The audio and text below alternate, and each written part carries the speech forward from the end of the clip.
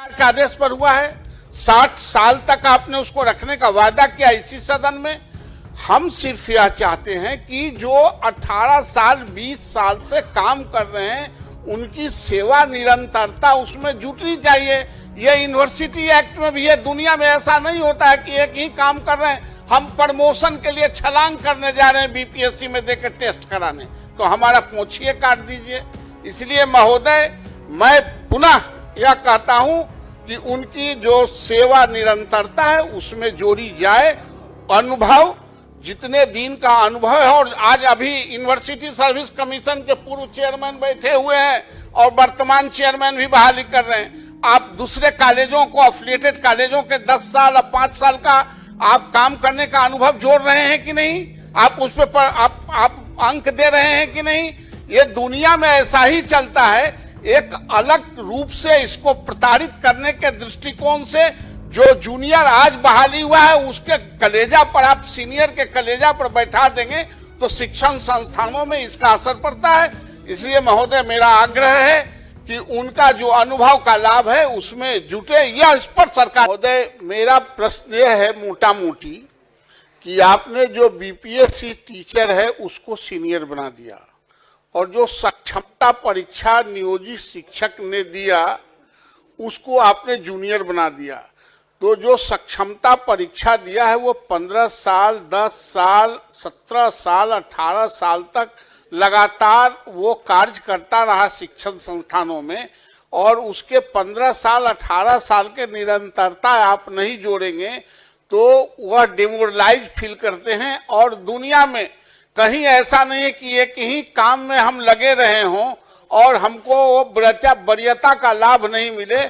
मैं माननीय मंत्री से आग्रह करना चाहता हूं कि जो नियोजित शिक्षक हैं और जो सक्षमता पास किए हैं उनको उनकी सेवा काल का जो जितना वर्ष तक उन्होंने स्कूलों में पढ़ाया है उसको उसमें जोड़ते हुए सीनियर बनाया जाए। सरकार का इस पर क्या कहना है?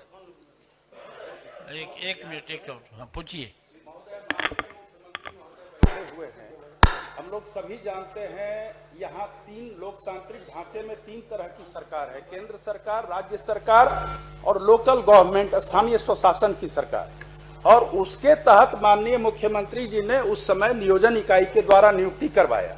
जो माननीय सदस्य का सवाल है वह इसलिए भी अनिवार्य है और अपरिहार्य है कि उन्हीं शिक्षकों के अनुभव के आधार पर सरकारी विद्यालयों में प्रधानाध्यापक के रूप में नियुक्ति की गई, प्रधान अध्यापक के रूप में नियुक्ति की गई, शिक्षण प्रशिक्षण महाविद्यालय में व्याख्याता के रूप में नियुक्ति की गई। उसमें आप उनका अनुभव मान रहे हैं। राज्य सेवा संवर्ग के भी कोई अगर भारतीय प्रशासनिक सेवा में जाते हैं तो वो सरकार स्टेट टू सेंटर होता है, सेंटर टू सेंटर होता है, तो लोकल गवर्नमेंट टू स्टेट क्यों नहीं हो सकता है? इतने दिन की सेवा, वो भी नियमित सेवा। मुख्यमंत्री महोदय ने पहले वो ठेके पर थे नियुक्त, कॉन्ट्रैक्ट पर, और मुख्यमंत्री महोदय ने 60 वर्ष की सेवा उनकी भी की जितनी सरकारी कर्मियों की, सरकारी शिक्षकों की सेवा थी। तो मुझे नहीं लगता इसमें कोई विवाद है।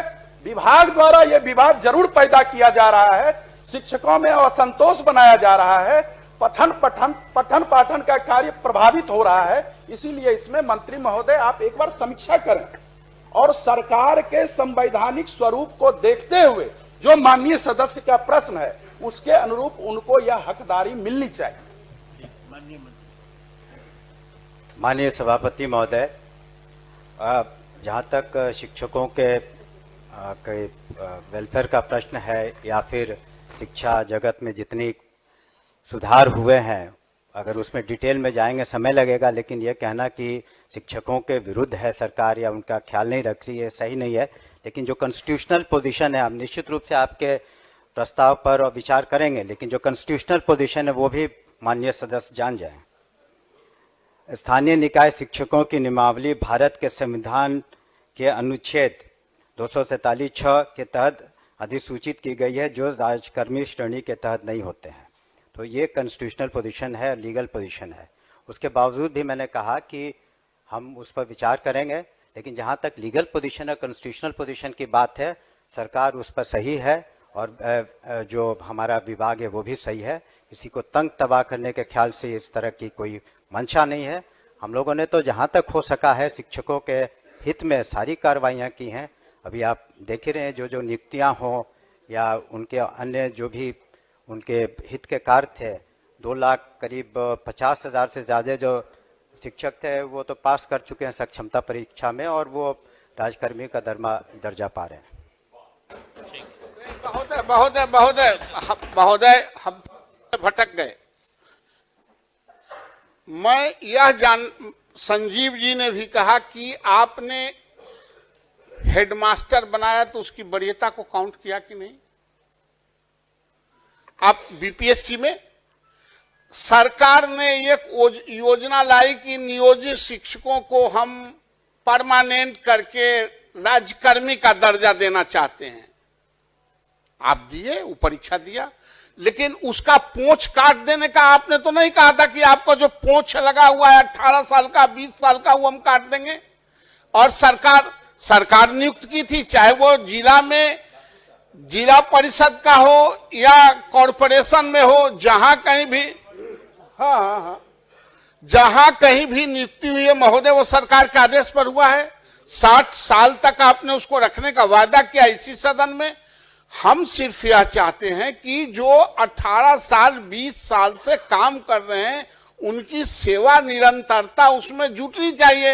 यह यूनिवर्सिटी एक्ट में भी है, दुनिया में ऐसा नहीं होता है कि एक ही काम कर रहे हैं, हम प्रमोशन के लिए छलांग करने जा रहे हैं बीपीएससी में देकर टेस्ट कराने, तो हमारा पोंछिए काट दीजिए। इसलिए महोदय मैं पुनः यह कहता हूं कि उनकी जो सेवा निरंतरता है उसमें जोड़ी जाए। अनुभव, जितने दिन का अनुभव है, और आज अभी यूनिवर्सिटी सर्विस कमीशन के पूर्व चेयरमैन बैठे हुए हैं और वर्तमान चेयरमैन भी बहाली कर रहे हैं। आप दूसरे कॉलेजों को, एफिलिएटेड कॉलेजों के 10 साल और 5 साल का आप काम करने का अनुभव जोड़ रहे हैं कि नहीं? आप उस पर आप अंक दे रहे हैं कि नहीं? ये दुनिया में ऐसा ही चलता है। एक अलग रूप से इसको प्रताड़ित करने के दृष्टिकोण से जो जूनियर आज बहाली हुआ है उसके कलेजा पर आप सीनियर के कलेजा पर बैठा देंगे तो शिक्षण संस्थानों में इसका असर पड़ता है। इसलिए महोदय मेरा आग्रह है कि उनका जो अनुभव का लाभ है उसमें जुटे। यह इस पर सरकार क्या कहती है? सभापति महोदय, प्रताड़ना की तो बात मेरे समझ के परे है और शायद इस सदन के समझ के भी परे है। शिक्षकों को जहां तक सुविधा दी जा रही है, एक चीज माननीय सदस्य भी बताना चाहेंगे, चूंकि उन्होंने लीगल प्रोविजन की बात की और हमने भी किया, तो क्या जो सक्षमता पास करने के पहले जब वो जो शिक्षक थे जिसे नगर निकायों ने या पंचायती राज व्यवस्था के अधीन उन्हें नियुक्ति दी गई, उन्हें टेम्परेरी स्तर पर या कॉन्ट्रैक्चुअल पर, तो वो हकदार नहीं थे न्यू पेंशन पॉलिसी के उस वक्त जब आप वहाँ पर जब आपकी नियुक्ति थी या आपको जब पंचायती राज व्यवस्था के तहत आपको शिक्षक के रूप में रखा गया, तो उस वक्त आप तो न्यू पॉलिसी स्कीम के एनपीएस के तहत पेंशन स्कीम के हकदार नहीं थे। हकदार अब आप हुए हैं अब से, जबकि आप राज्यकर्मी का दर्जा पा लिए हैं तब। इसलिए प्रताड़ना की कहाँ से बात हो रही है? वो तो उनके सुविधा के लिए हम लोग ने सक्षमता परीक्षा की और उसको हम लोगों ने राज्यकर्मी का दर्जा दिया। माननीय मुख्यमंत्री जी ने बिल्कुल उनके तरफ संवेदनशील रुख अपनाया है।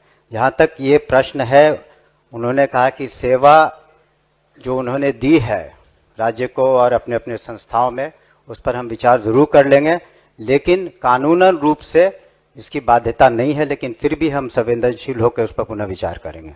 धन्यवाद। ठीक, माननीय सदस्य डॉक्टर समीर कुमार सिंह और